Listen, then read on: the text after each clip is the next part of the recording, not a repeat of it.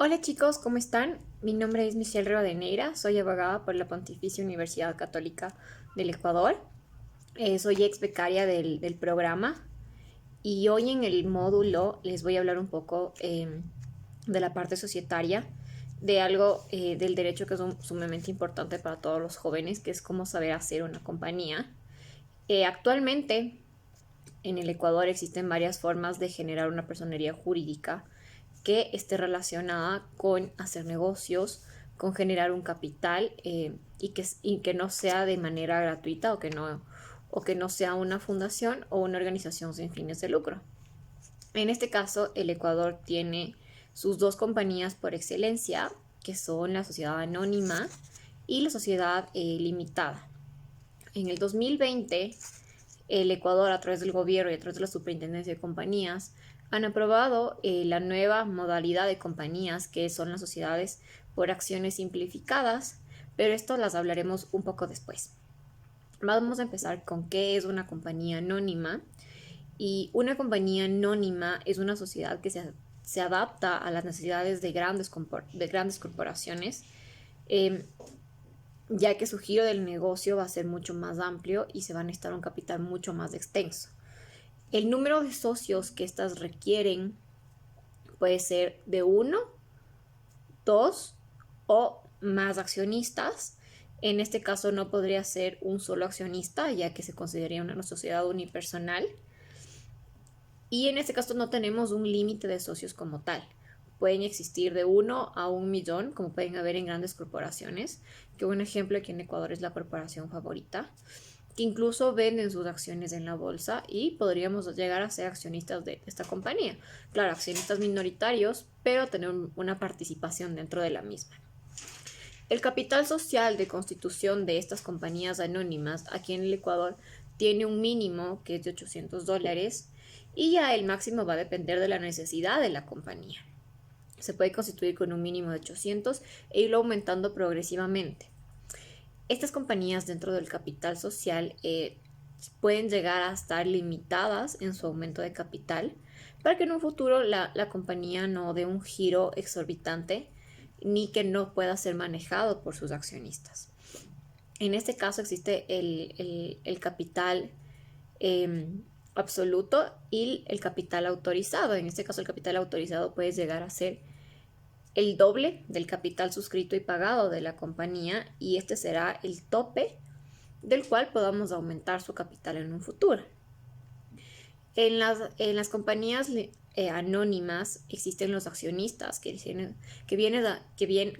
son los que vienen a ser los fundadores, las personas que son dueñas de la empresa en este caso.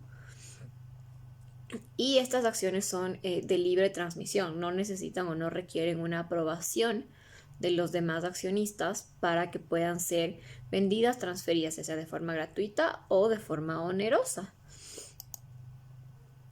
En este caso, quienes van a tener la administración dentro de las compañías anónimas, puede existir un representante legal en la calidad de gerente general y un presidente, los cuales pueden tener la representación legal conjunta o individual, eh, y también puede ser en los casos que el gerente general sea el representante legal y el presidente. Solo en caso de subrogación o de no encontrarse el gerente general, asuma la representación legal. Eh, la representación legal de cualquier compañía, ya sea anónima o limitada, puede ir de 1 año a 5 años, renovables las veces que estén establecidas en el estatuto, como puede tener un límite, como no puede tener un límite de renovación en el cargo. Estas compañías se constituyen a través de una escritura pública, la cual tiene que ser suscrita por los socios y esta tiene que ser registrada en el registro mercantil del cantón al que pertenezca. En este caso, Quito y Guayaquil, que son las ciudades más grandes del Ecuador y con una densidad poblacional mucho más grande, y que son las ciudades que albergan muchas más compañías, tienen su propio registro mercantil.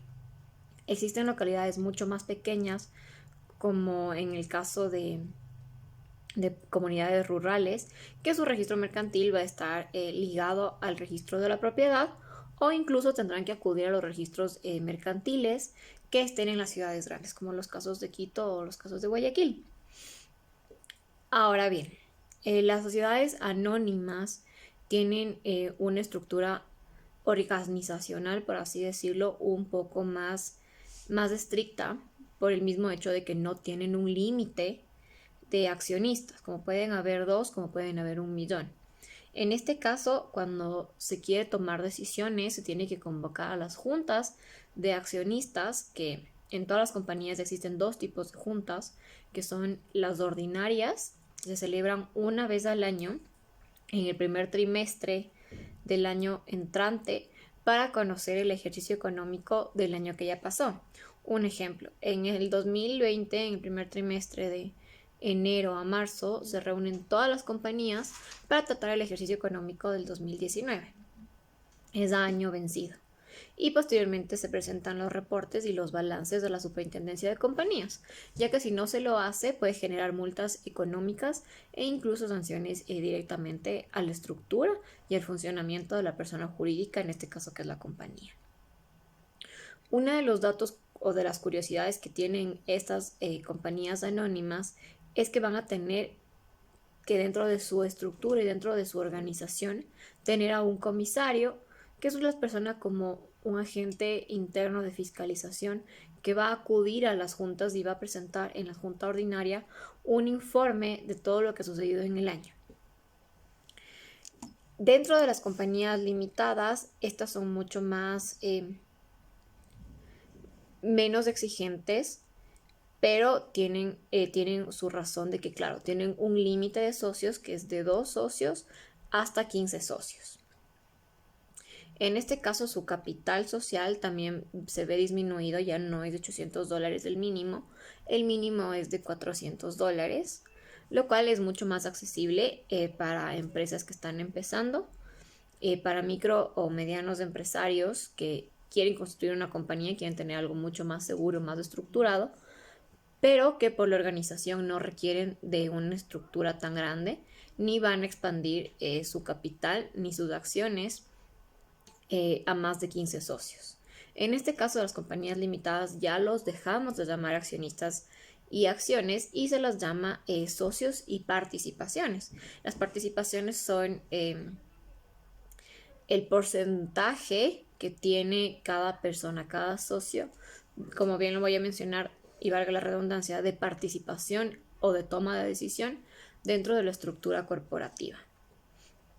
Las sociedades de responsabilidad limitada, los accionistas, en caso de tener algún contingente legal, solo van a responder hasta el límite de su aportación. Esto quiere decir que si un accionista o la compañía adquiere una deuda y se va a un litigio, el accionista que tenga el 50% o el 51%, ese socio va a tener que responder netamente por el 51%. En cambio, en la anónima, todos los socios responden por el capital. No existe un límite, no existe una diferenciación. Porque, claro, pueden acudir de los socios, cobrarles la deuda y después, claro, estos van a tener que repetir contra la compañía o contra los demás miembros de la empresa para que sean restituidos sus valores de acuerdo al proporcional que tienen de participación dentro de la compañía. Entonces, esta es una de las ventajas de la compañía limitada, que es que tienen una responsabilidad limitada ante contingencias o posibles conflictos legales o jurídicos que se puedan desencadenar por deudas o por acciones mal encaminadas. En este caso, los órganos de administración son exactamente igual que los de la anónima. Pueden tener un gerente, un presidente, y los dos pueden tener la representación legal, ya sea conjunta o individual. En este caso, la transmisión de las participaciones tiene que ser aprobada por toda una junta general de socios, que esta tiene que ser convocada y se la tiene que elevar a escritura pública. Claro, aquí ya vienen las restricciones de estas compañías, ya que al ser muy limitados en los socios, tienen que estos conocer y aprobar las decisiones de todos, ante todos los socios, y tienen que ser elevadas a escrituras públicas y también en este caso tienen que ser inscritas ante el registro mercantil.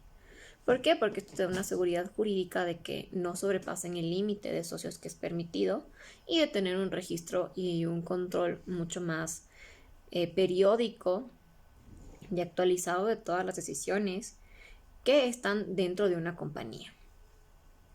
Por último, tenemos que es la más reciente, que es la Sociedad por Acciones Simplificadas.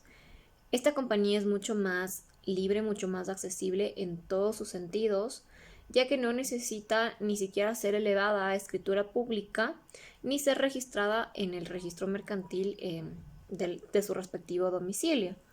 Este tipo de compañías están enfocadas a favorecer los emprendimientos, a generar una seguridad jurídica para las compañías en la cual no necesitan un sistema tan burocrático para poder llegar a tener esta personería jurídica y para poder empezar la acción económica y a generar ese progreso económico.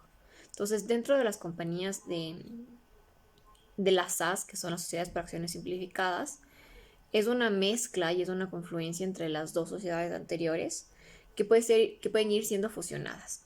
En este caso, estas compañías sí permiten que exista solo un accionista, que en este caso se va a llamar un acto constitutivo, y si existen más de 2 accionistas será un contrato constitutivo. Si bien es cierto que esta compañía, por así decirlo, sus partícipes, sus accionistas, tienen la decisión de cómo quieren manejar la compañía. Si quieren tener un mix entre la compañía anónima y la limitada, lo pueden hacer en el contrato constitutivo. En estas compañías, el accionista puede delimitar qué tipo de responsabilidad va a tener frente a terceros. Ya puede ser solidaria o puede ser limitada. En el caso igual de la representación legal, pueden tener ya sea un gerente general y un presidente, o solo pueden tener un gerente general que ejerza la representación legal ante los organismos competentes, ya sean instituciones públicas o privadas. En este sentido, estas compañías de acciones simplificadas, si bien sí son una innovación, pero también tienen que saber realizarlas con sumo cuidado, ya que una omisión dentro de su contrato constitutivo o dentro de su acto constitutivo podría llevar a que la compañía se estanque y no avance dentro de lo que se espera en una proyección de crecimiento de la compañía. Estas compañías, las tres, sí pueden fusionarse. Pueden cambiar de anónima a limitada, de limitada a anónima, de una SAS a una limitada o de una SAS a una anónima. Esto requerirá siempre el consentimiento de la Junta General de Accionistas y posteriormente hacer los procesos de, ahí sí, elevar a una escritura pública, que se inscriba en la Superintendencia de Compañías, que se inscriba en el registro mercantil. Las tres compañías tienen procesos similares de constitución. Actualmente a las 3 se las puede registrar en línea, pero en el caso de no quererlo hacer en línea de una compañía anónima o de una compañía limitada, existe el procedimiento tradicional, por así decirlo, el cual consiste en realizar una minuta,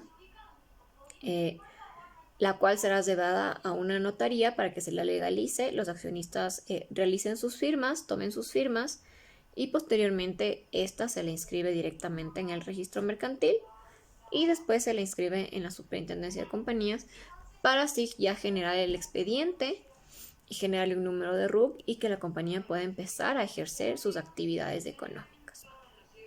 Como una sugerencia, el proceso de constitución de compañías en línea es mucho más rápido y es mucho más práctico.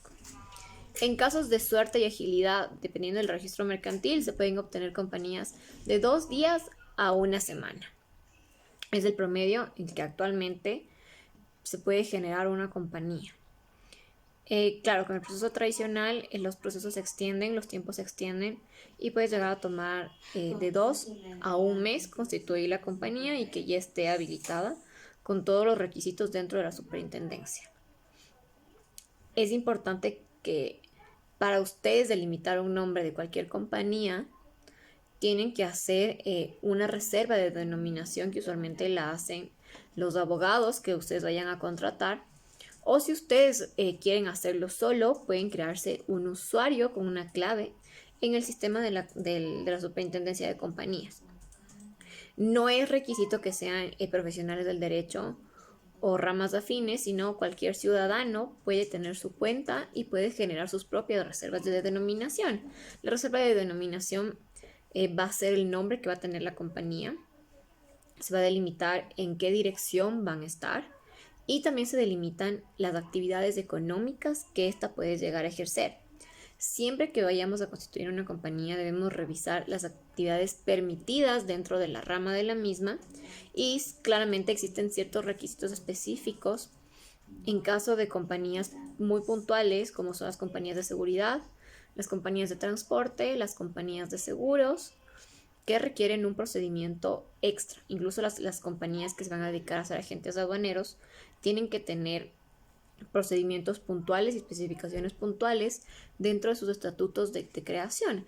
El estatuto de creación de las compañías es la raíz, es la parte inicial, desde dónde se va a crear, cómo se va a crear, cuál es el funcionamiento de estas, cómo van a funcionar, quiénes van a dirigir, qué periodo en el tiempo va a durar la compañía.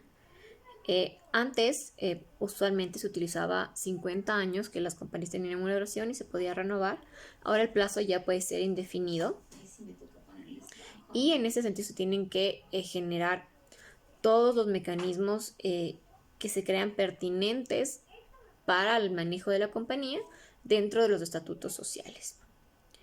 Como abogada, como joven profesional, entiendo que muchas personas quieren emprender, quieren tener algo mucho más seguro y por eso se ven enfocados a querer generar compañías pequeñas para ir empezando de cero e ir creciendo. No debemos olvidarnos que las compañías van a requerir posteriormente un acompañamiento contable. No todas, pero sí van a necesitar para posteriormente generar su RUC de un contador, quien les servirá de backout en los temas contables y tributarios que todas las compañías tienen, porque tienen derechos, como tienen derechos, tienen obligaciones, y en este caso las compañías tienen obligaciones con las principales instituciones, que en este caso es Superintendencia de Compañías, el IES, el SRI, el Ministerio de Trabajo, el CERCOP, y eventualmente van a tener con SENAE, que es aduanas. Mi recomendación final es siempre busquen una ayuda profesional y si no lo van a y si lo quieren intentar por su propia cuenta, existen manuales de uso de la Superintendencia de Compañía, los cuales los voy a dejar para que ustedes puedan revisar los procesos de constitución en línea, cómo son, qué tiempos les toma y cuáles son los costos que implica tener una compañía. Esto va a variar, depende del capital social. Puede ir desde los 350 hasta un tope que es los 500, si no me equivoco, solo en valores notariales y de razón de inscripción dentro del registro mercantil. Muchas gracias.